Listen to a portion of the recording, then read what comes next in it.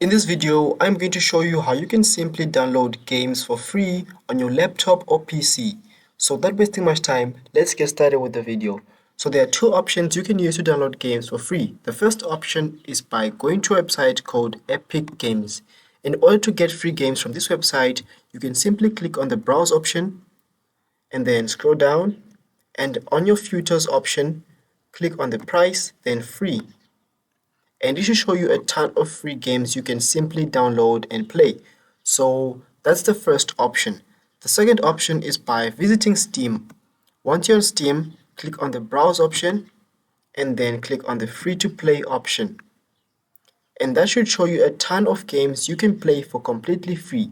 So if you enjoyed this video or you found it helpful, please leave a like, comment, subscribe, and if you want me to show you a better way to download games for completely free, comment in the link or comment in the comment section down below, and I'm going to send you a link that you can easily download games for completely free.